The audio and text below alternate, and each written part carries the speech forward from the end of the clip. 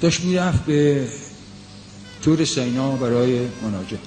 در بین راه کسی رسید، شروع کرد شیش کردن، التماس کردن و گفت من گناه کردم، گناه بدیم کرد و میری از خدا بخواستم بگذر. بعد گناهشو گفت بست موسی چیکار کرده. از موسی رفت و یادشم بود، عرض کرد به خداوند که آره این جلمه ها گرفت و خلاصه روزش میطلب و مشمول رحمت و مغفرت قرار. خطاب رسید به از موسی، هم بخشیده، من بخشیدم فقط برو بهش بگو من از تو یک گله دارم.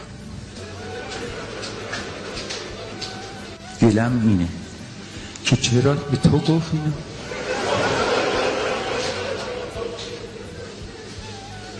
چرا به تو گفت؟ که تو مطلع بشی، که هر وقت چشم تو بیفته خجالت بکشی. من نمیخوام به این که بنده من کسی خجالت بکشی.